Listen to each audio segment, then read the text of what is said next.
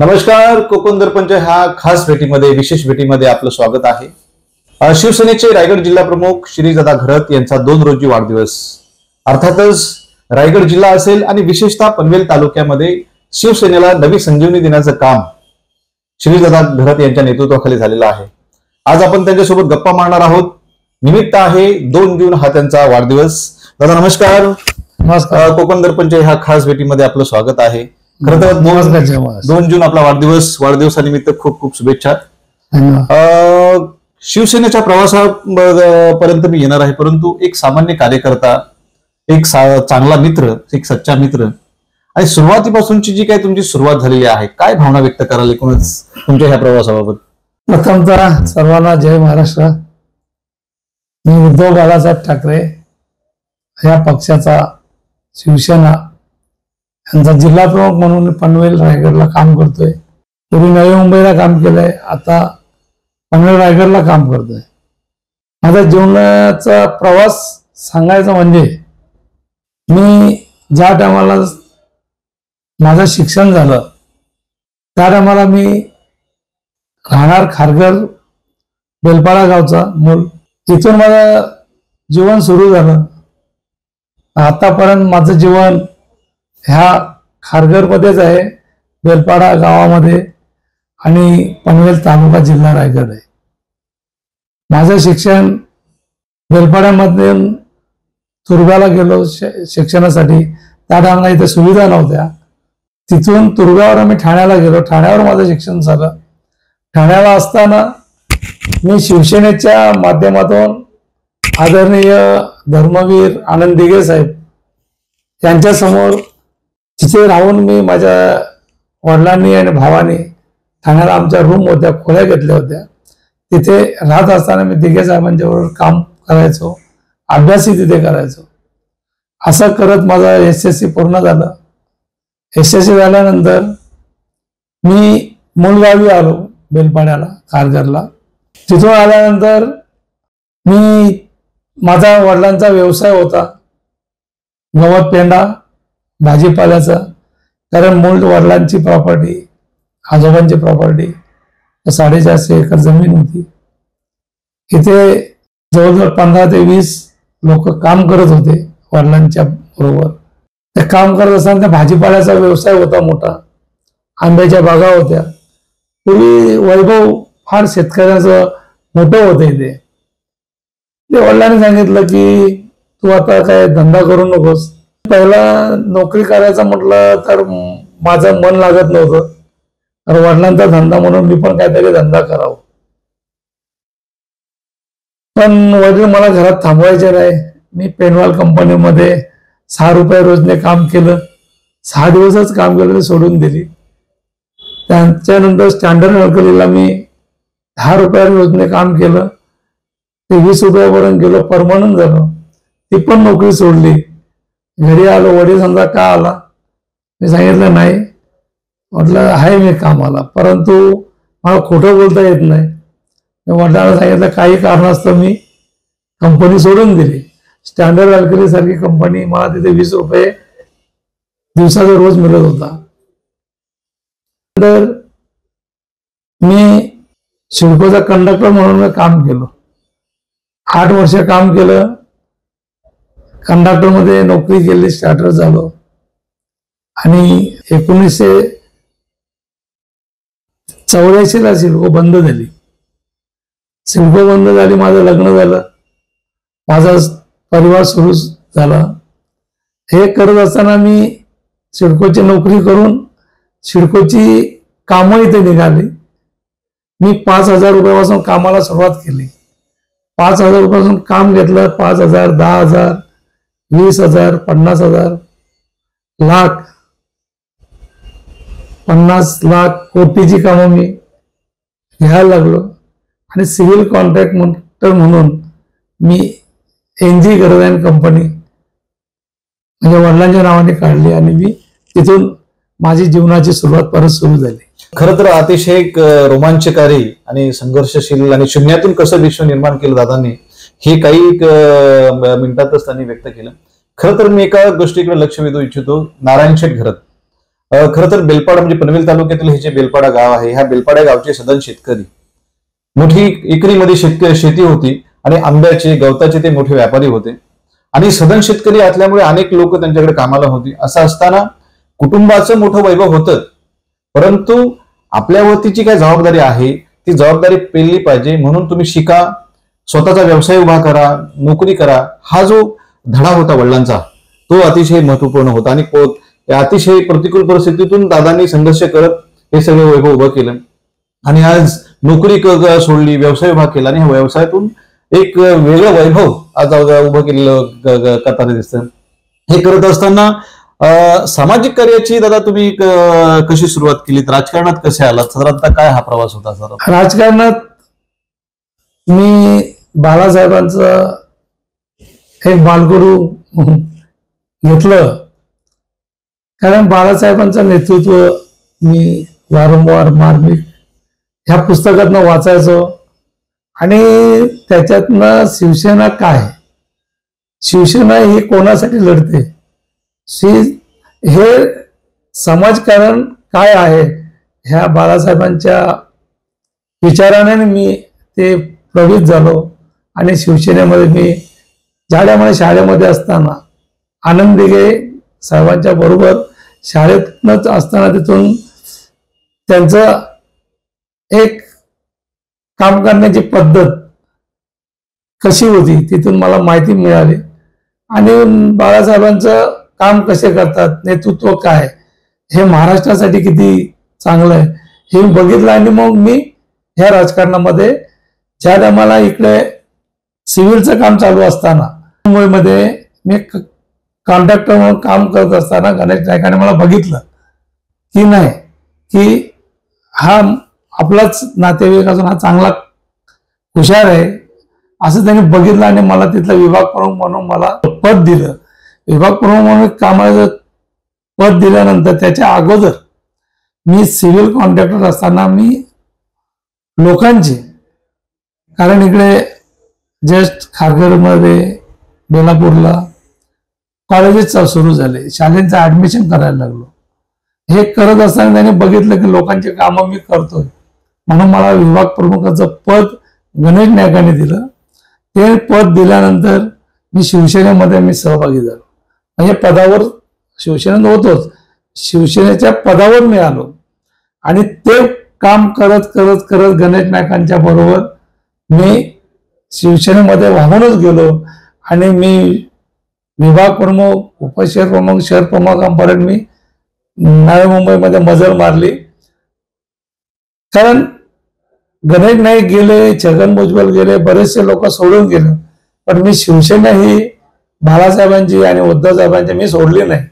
कारण एक मला माझा एक स्वतःचा विचार की एकाच दगडावर थांबणं आणि राहणं आणि लोकांचं काम करणं हेच मी बघितलं की ह्या दगडावरून दुसऱ्या दगडावर जाणं हे मला फार आवडलं नाही.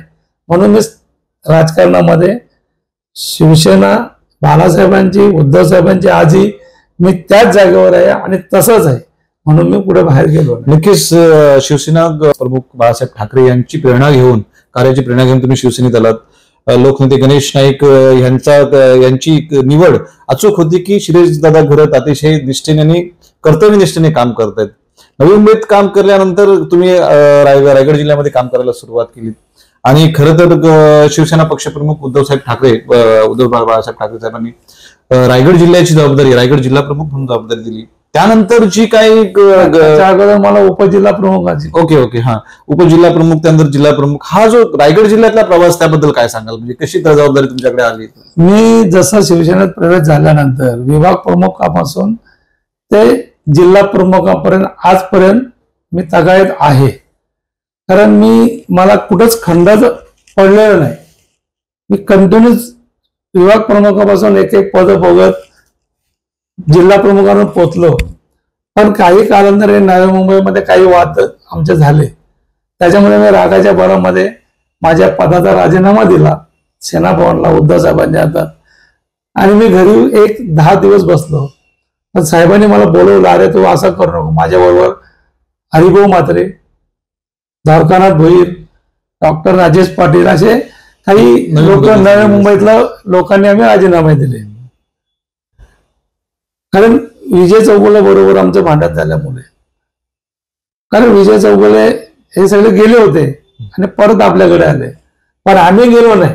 आम्हाला त्यांनी शिकवू नये शिवसेना काय, म्हणून आम्ही सगळ्यात शिवसेनेमध्ये आम्ही काम करतोय. कोणी सांगितलं शिवसेना उद्धव बाळासाहेबांची किंवा बाळासाहेबांची, हे आज आम्ही सांगू शकतो, कारण आम्ही इकडे बाहेर गेलेलो नाही. ठाम सांगू शकतो की जी शिवसेना काय आहे हे आम्हाला चांगली माहिती आहे. त्याच्यानंतर मी 40 वर्ष पदावर कंटिन्यूस आहे. मला इथे ज्या टायमाला आपले मनोज जोशी सर रायगडचे कोकणाचं सगळं बघत होते, त्या कोकणाचं सगळं त्यांच्याकडे जबाबदारी होती. त्यांनी उद्धव साहेबांनी सांगितलं की शिरीषला पनवेलमध्ये कुठलं तरी पद द्या. त्या टायमाला बबन पाटील जिल्हा प्रमुख होता आणि बबन पाटील आणि सुधाकर पाटील हे मनोज जोशींचे पीए होते. मग त्या मनोज जोशी सरांनी सुधाकर पाटलाला माझ्याकडे पाठवलं, बबन पाटलाकडे पाठवलं आणि शिरीष घरातला जिल्हा उपजिल्हा प्रमुख हे पद द्या. त्या टायमाला माझं पद दिलं इथले पनवेलचं, आणि मी उपजिल्हा प्रमुख पदाचं काम करत असताना माझ्या या मुंबईच्या धर्तीवर मी काम करत होतो. मी ते माझं काम साहेबांनी बघितलं. काही कालांतराने मला मग काही वर्षे गेल्यानंतर साहेब गेल्यानंतर मला आदेश बांदेकर साहेबांनी बोलवलं आणि सांगितलं तुला जिल्हा प्रमुख पदाची निवड करण्यासाठी साहेबांनी सांगितलेलं आहे. तर म्हटलं ठीक आहे, माझी तयारी आहे. असं होत असताना बबन पाटलांना कमी केलं आणि आमची इंटरव्ह्यू झाली. इंटरव्ह्यू झाले असताना तिथे दिनेश पाटील यांना बोलवलं आणि तिथे त्यांना जिल्हा प्रमुख पद दिलं. ते गेल्यानंतर परत दिनेश पाटील गेले आणि परत दुसरं जिल्हा प्रमुख म्हणून मला नेमणार, तर त्या मनोहर वैरांना आणलं. तिथं सुद्धा वाद झाले. पण मी सांगितलं साहेब मी शिवसेने म्हणून काम करायला तयार आहे. साहेबांना ते पटलं नाही. नंतर मला सांगितलं नाही की सुभाष देसाई सरांनी आणि उद्धव साहेबांनी बोलवलं. पहिले खासदार म्हणून आपले बाबरसाहेब होऊन गेले, त्याच्यानंतर बारणे आले. बारणे आल्यानंतर त्यांना बोलवून घेतलं की संपर्क प्रमुख त्याला मला मोरे होते, संजय मोरे, यांना बोलवलं आणि सगळ्यांना सांगितलं की उद्यापासून जिल्हा प्रमुख शिरीष घरातच हे आदरणीय उद्धव साहेब आणि आदरणीय सुभाष देसाई साहेबांनी माझी नेमणूक डायरेक्टली केली. कारण हे मध्येच असं 2 वेळेला प्रकार घडलं, हे होऊ नये म्हणून त्यांनी डायरेक्ट माझी निवड केली आणि तिथून मी जिल्हा प्रमुख म्हणून माझे कामाला सुरुवात झाली. जिल्हा प्रमुखाची फार मोठी जबाबदारी रायगड जिल्हा किंवा पनवेल महानगर असेल, तालुका असेल, हे मोठं क्षेत्र जी तुमची जबाबदारी आल्यानंतर एक वेगळं काहीतरी नवसंजीवनी शिवसेनेला मिळाले असं काहीतरी चित्र सध्या दिसतंय. साधारणतः हा शिवसेना वाढीचा किंवा संघटनात्मक बांधणीचा हा जो काय जी काही तुम्ही मोहीम राबवली त्याबद्दल काय सांगाल? साधारणतः प्रथमतः काय झालं, इथे शिवसेना बरीच कमी झाली होती. शिवसेना कमी होत असताना आपल्याला एक अंगात रक्त संचरलेलं आहे शिवसैनिक म्हणून. पण आपण कसं काम करावं आणि हे काम शिवसेनेचं काम आपल्या रक्तामध्ये आहे, हे संचलतं रक्त. तर मला जर हवं नव्हतं तर मी मुंबईच्या धर्तीवर जिल्हा प्रमुख झाल्यानंतर मी बांधणी केली. गट प्रमुखापासून उपशाखा प्रमुख, शाखा प्रमुख, उपविभाग प्रमुख, विभाग प्रमुख अशी बांधणी करत मी सर्व शहरामध्ये पदांची नेमणुका केल्या. त्याच्या माध्यमातून मी काम करायला सुरुवात केली. हे काम करत असताना इथे शहर प्रमुख नेमले गेले, उपशहर प्रमुख नेमले गेले, विभाग प्रमुख नेमले गेले. त्याच्यामुळे माझा संच जो कमी होता तो जरा भरून आला आणि त्या माध्यमातून मी कार्यकर्त्यांबरोबर पदाधिकाऱ्यांबरोबर काम करायला लागलो. आणि हे काम करत असताना इथे जे आपले सदस्य नोंदणी फार कमी होती. मी लोकांना सेना भवनमधनं फॉर्म आणून सदस्य नोंदणीचे मी फॉर्म भरायला सुरुवात केली. मी आता 30,000 फॉर्म ह्या वर्षामध्ये मी पूर्ण केलेले. त्याच्या अगोदर सुद्धा मी जवळजवळ 10,000 15,000 असं करत करत 3 वर्षांनी ते करावं लागतं. तर आम्ही आता 30,000 करून घेतले. 20,000 मी लोकांचा प्रवेश घेतले. म्हणजे लोकांना सुद्धा वाटलं कुठंतरी नेतृत्व आपल्याला इथे मिळतोय. ह्या दृष्टिकोनातून मी हे काम करत प्रवेश, सदस्य नोंदणी, साहेब सीएम झाले त्या माध्यमातून ज्या मुख्यमंत्री योजनेतून 175 टेम्पोज ज्या आज लोक रोडवर गाड्या, वडापाव, रोजगारासाठी हे उद्धव साहेबांच्या माध्यमातून मिळत असताना हे मला माहिती पडल्यानंतर मी ती योजना आखली आणि इथे 175 लोकांना मी त्या गाड्या त्यांच्या माध्यमातून दिल्या. त्याच्यानंतर साहेबांच्याकडनं मी टोटल 40 कोटीची निधी मागितली. त्याच्यातनं मला 15 कोटीची निधी मिळाली. 15 कोटीची निधी मिळाल्यानंतर मी माझ्या हातामध्ये 6 कोटीची निधी आली. ग्रामीण भागामध्ये 3 कोटीची निधी वापरली आणि 3 कोटीची निधी शहरी भागामध्ये वापरली. असे 6 कोटी निधी ग्रामीण भागामध्ये रोड, स्मशानभूमी, गणपतीचे जे घाट म्हणतात ते, शाळा, काही नादुरुस्त शाळा, लहान मुलांच्या म्हणजे दुरुस्ती अशा प्रकारचे मी कामं ग्रामीण भागात केली. शहरी भागामध्ये प्रत्येक शहराला नाव नव्हतं ते नाव दिलं, जिम दिले, काही गार्डनमध्ये सुखसोयी नव्हत्या त्या दिल्या. असं करून हे निधी मी त्यांचे वापर केला आणि लोकांना वाटलं की आता हे करतोय कोण, हे शिवसेना करते. आणि शिवसेनेचा जिल्हा प्रमुख म्हणून मी ही माझ्या शहर प्रमुखांच्या बरोबर हे कामं मी करून घेतले. हे करत असताना खारघर मधलं ऐतिहासिक एक स्थळ आहे पर्यावरणाचं, पांडवकडा. याच्यासाठी मी आदरणीय आपले आदित्य साहेब पर्यावरण मंत्री होते, त्यांच्याकडनं मी 20 कोटीची निधी मागितली. कारण ते पर्यावरण स्थळ म्हणून तिथे काम करण्यासाठी. पण तिथे आपल्याला 10 कोटीची निधी मंजूर झाली. परंतु 2 वर्षाच्या काळामध्ये कोविड आलं. साहेबांनी कोविडमध्ये सुद्धा काम केलं, त्यांच्याबरोबर आम्ही काम केलं. हे काम करत असताना कोविडच्या काळात भरपूर काम केलं. परंतु ही निधी साहेबांनी सँक्शन केली आणि काही हे शिवसेनेतनं काही आमदार खासदार सोडून गेले. पण आम्ही डगमगलो नाही. पण ही निधीला शिंदे सरकार आला आणि ही निधी स्थगित झाली. मग कोर्टाने निकालानंतर दिलं की अगोदरच्या सरकारने जी निधी मंजूर केली आहे ती निधी तुम्ही लोकांना द्या. असा आदेश झाल्यानंतर सुद्धा ती निधी मंजूर झालेली आहे, पण ती निधी आपल्याला दिलेली नाही, अजूनपर्यंत दिलेली नाही. असे मी साहेबांचे 40 कोटीतनं मला हे 16 कोटी संधी ही लोकांपर्यंत केलेल्या कामाची पोच मी केली आणि साहेबांनी सांगितलेली कामं हे अशा प्रकारे मी काम करत राहिलो. तसंच साहेब मुख्यमंत्री असताना पाण्याचा प्रॉब्लेम जो होत होता पाण्यासाठी, तर रसायनाची इथे वाढवली, तिथे पाण्याची साहेबांनी करोना काळात फक्त 25 लोकांमध्ये उद्घाटन केलं आणि पाण्याचे प्रश्न सोडवला. हा फक्त एक माझ्या लेटर हेडवर मी आणि विष्णू गवळी आम्ही दोघांनी लेटर हेड दिलं आणि ती साहेबांना लेटर दिल्यानंतर साहेबांनी करोना काळात म्हणजे ते पाण्याचा प्रश्न सोडवला. म्हणजे साहेबांचं लक्ष बारकाईने लोकांना लागणाऱ्या गरजा काय आहेत हे साहेबांनी लक्षात घेऊन हे काम केलं. असं काम करताना लोकांना वाटलं इथं काहीतरी हा जिल्हा प्रमुख काम करतो म्हणून लोकांचा ओढ आपल्याकडे वाढला. ग्रामपंचायतीमध्ये आपण 0 होतो, महानगरपालिकेमध्ये 0 आहोत, पंचायत समितीमध्ये 0 आहोत. मी आल्यानंतर पहिल्या ग्रामपंचायतीमध्ये 40 सदस्य, 3 सरपंच, 4 उपसरपंच ग्रामपंचायतीमध्ये आणलं.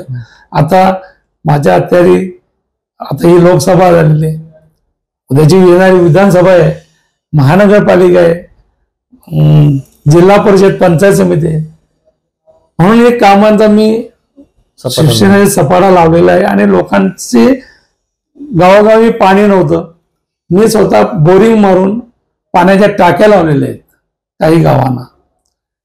असं काम मी शिवसेनेच्या माध्यमातून माझ्या स्वतःच्या मेहनती ताकदीनं साहेबांचं नेतृत्व हे मला झोपू देत नाही म्हणून मी काम करतो. दादा, नक्कीच तुमचा हा प्रवास जो आहे एक खरोखरच प्रेरणादायी आहे.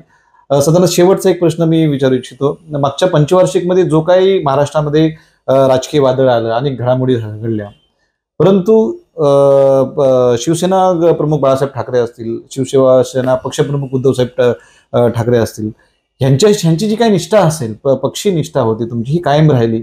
तर ह्या एकूणच प्रसंगाबद्दल तुम्ही काय भावना व्यक्त कराल आणि तुमच्या जे निष्ठावंत शिवसैनिक आहेत, पदाधिकारी आहेत, एक जिल्हा प्रमुख म्हणून काय आवाहन कराल त्यांना? असं एक माझं स्वतः थोडस एक हे आहे की साहेबांनी एक रोपटं लावलं, त्या रोपटाचं झाड तयार केलं, ही शिवसेना झाली. शिवसेना जे जसा दर वर्षाला पाळी नवीन फुटते, अशा प्रमाणे जोमाने शिवसेना तयार झाल्यानंतर आम्हाला एक भक्कम ताकद वाढली. का शिवसेना कशी वाढली, कसं साहेबांनी नेतृत्व केलं.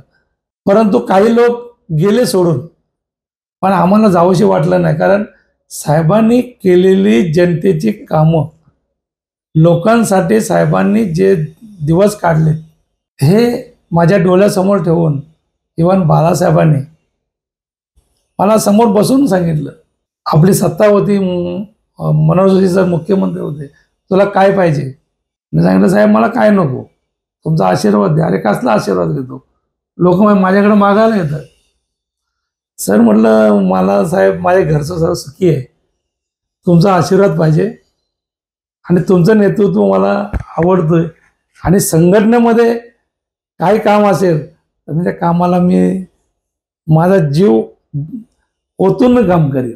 कारण संघटनेमध्ये जो निष्ठावंत सैनिक आहे, स्वार्थापोटी आलेला नाही, जो निष्ठावंत शिवसेनेसाठीच झटणारा शिवसैनिक आहे, तोच बोलू शकतो आणि तोच करू शकतो. आणि मला त्या टायमाला साहेबांनी सांगितलं आणि मी माझ्या पाठीवर थाप मारली आणि शाबास. आणि त्याचा आशीर्वाद घेऊन आज मी कट्टर शिवसैनिक म्हणून आहे, म्हणून कट्टर जिल्हा प्रमुख म्हणून मी आहे, हा तो मी आज ठामपणे बोलू शकतो. आज साधारणतः सर्व शिवसैनिका वाढदिवसानिमित्त काय आवाहन कराल? पक्ष संघटना मजबूत करण्यासाठी पदाधिकाऱ्यांना काय आवाहन कराल? साधारणतः मी सर्व शिवसैनिकांना आणि सर्व पदाधिकाऱ्यांना सांगेन, आताची लोकसभा झाली, उद्याची विधानसभा असेल, महानगरपालिका आहे, जिल्हा परिषद, पंचायत समिती आहे, याच्यासाठी आपण आपला गड, साहेबांना ताकद, उद्धव साहेबांना जी ताकद जी पनवेलमध्ये कधी झाली नाही ती करून दाखवावी लागेल. ह्याच्यासाठी आपण, माझा वाढदिवस हा एक निमित्त आहे, पण काम करणं, आपल्याला आपल्या डोळ्यासमोर ठेवून संघटनेचं काम करणं, हा आपल्याला मी आवाहन करेन की येणारी महानगरपालिका, विधानसभा, जिल्हा परिषद, पंचायत समिती, जसं ग्रामपंचायतीला लढलो आपण आणल्या, ह्या निमित्तानं साहेबांना पनवेलची एक ताकद किंवा पनवेलचा एक म्हणजे विजयाची माल साहेबांच्या गळ्यात देऊ. कारण लोक आलीने गेले, पण निष्ठावंत सैनिक हरलेला नाही आणि निष्ठावंत सैनिक कधी जाणार नाही. आजच्या या लोकसभेच्या निवडणुकीमध्ये सुद्धा माहिती पडेल. कारण आमदार गेले, खासदार गेले, पण शिवसैनिक किंवा पदाधिकारी पनवेलचा तरी कोण जास्त हल्लेले नाही. गेले ते 4 ते 5 जे तळ्यात मला उड्या मारणारे, त्यांना मीच ठेवले नाही. पण जे हल्ले त्यात निष्ठावंत आहेत, जे गद्दारी असेल त्यांना आम्ही परवा करत नाही, गद्दारांना आम्ही लगेच फेकून देऊ. आणि हीच उद्धव साहेबांची शिवसेना. लोक सांगतात साहेब गेले आता शिवसेना संपली. आपण साहेब गेले म्हणून उद्धव साहेबांनी शिवसेना वाढवली ना, हे निष्ठावंत आहेत, वाढली शिवसेना.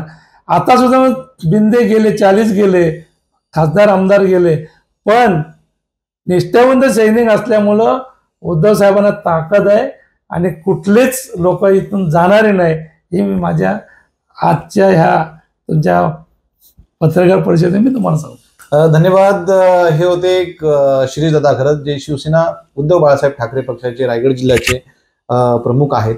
खरं तर एक सामान्य कार्यकर्ता, नवी मुंबई, पनवेल आणि विशेषतः बेलपाड्यातले भूमिपुत्र तरुण, शिक्षण असेल, व्यवसाय असेल, नोकरी असेल, हे करता करता वडील नारायण शेठ घरत यांच्याकडून समाजकारणाचे बालकडू घेतलं आणि हे समाजकारणाचं बालकडू घेऊन शिवसेना प्रमुख बाळासाहेब ठाकरे यांच्या प्रेरणेतून त्यांनी राजकारणामध्ये प्रवेश केला. लोकनेते गणेश नाईक असतील आणि त्यानंतर राज्याचे माजी मुख्यमंत्री मनोहर जोशी साहेब असतील, यांच्या प्रेरणेतून शिवसेनेचं कार्य सुरू केलं. नवी मुंबईपासून रायगड जिल्ह्यामध्ये आणि विशेषतः पनवेलमध्ये काम करत असताना एक मोठी जबाबदारी शिवसेना रायगड जिल्हा प्रमुख पदाची मिळाली. आणि हे करत असताना आपण पाहिलं की पनवेल महानगरपालिकेचा मालमत्ता कराचा प्रश्न असेल, पाण्याचा प्रश्न असेल, रोजगाराचा प्रश्न असेल, पनवेल तालुक्यातील ग्रामपंचायतीमधल्या वेगवेगळ्या नागरी सुविधांचे प्रश्न असतील, हे सगळे प्रश्न सातत्यानं केंद्रबिंदू ठेवून लोकांना न्याय देण्याचं सातत्यपूर्व कार्य श्रीदादा घरत यांनी केलेलं आहे आणि करत आहेत. शिवसेनेची जबाबदारी सांभाळत असताना पक्ष संघटना कशी बांधावी, जवळजवळ 40,000 सभासदांची नोंदणी केलेली आहे, अनेक पक्षप्रवेश शिवसेनेमध्ये केलेले आहेत. म्हणजे हा जो काही गोतावळा शिवसेनेचा त्यांनी तयार केलेला आहे, खरोखरच शिवसेनेची ताकद ही वाढलेली आहे आणि आगामी काळामध्ये लोकसभेच्या निवडणुका संपलेल्या आहेत, ही ताकद दिसून आलीच. त्यानंतर विधानसभा असेल, महानगरपालिका असेल, जिल्हा परिषद असेल, पंचायत समिती असेल, या सर्व निवडणुकीमध्ये शिवसेनेची एक वेगळी ताकद, निष्ठावंतांची एक वेगळी ताकद आणखी प्रबळ दिसेल असा विश्वास दादांनी व्यक्त केलेला आहे. दादा, ह्या वाढदिवसानिमित्त कोकण दर्पणशी खास तुम्ही गप्पा मारल्यात आणि खूप खूप धन्यवाद आणि वाढदिवसासाठी पुन्हा एकदा तुम्हाला खूप खूप शुभेच्छा. धन्यवाद.